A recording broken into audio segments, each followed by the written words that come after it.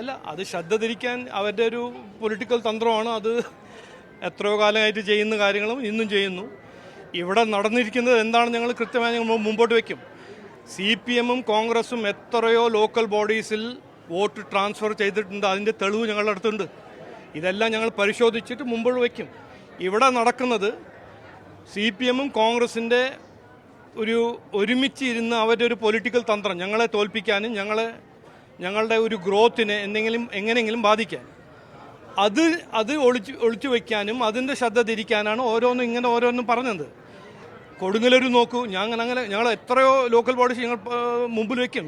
ഇതിൻ്റെ തെളിവ് CPM-ഉം കോൺഗ്രസും നന്നായി ഈ ലോക്കൽ ബോഡി ഇലക്ഷനിൽ നന്നായി കോഓപ്പറേറ്റ് ചെയ്ത് വോട്ട് ട്രാൻസ്ഫർ ചെയ്തിട്ടുണ്ട്. അതിൽ 100% ഞങ്ങളുടെ അടുത്ത് തെളിവുണ്ട്.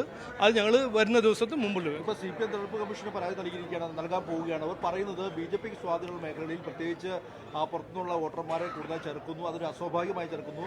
തൃശ്ശൂരിൽ അത് വിജയിച്ചു, അത് തിരുവനന്തപുരത്തും ആ മോഡൽ BJP നടപ്പാക്കാൻ പോകുന്നു എന്നുള്ള രീതിയിലാണ്. നോക്ക്, ഇതിനിപ്പോൾ CPM പറയുന്ന ഓരോരോ നോൺസെൻസിന് എനിക്ക് മറുപടി പറയാൻ സമയമില്ല. ഇവർ എന്തെല്ലാം ചെയ്തു നിങ്ങൾക്ക് എല്ലാവർക്കും അറിയാം, വോട്ടർമാർക്കറിയാം. ഡീലിമിറ്റേഷൻ ഒരു ഫ്രോഡായിട്ട് അവർ ചെയ്തു. വേണ്ടാത്ത വാർഡുകളെല്ലാം മാറ്റിവെച്ചു. BJPൻ്റെ കോട്ടകളെല്ലാം അവർ സ്പ്ലിറ്റ് ചെയ്തു. ഇതെല്ലാം എല്ലാവർക്കും അറിയാം. എന്തിനാണ് ജനങ്ങളെ വെട്ടിയാക്കുന്നത്?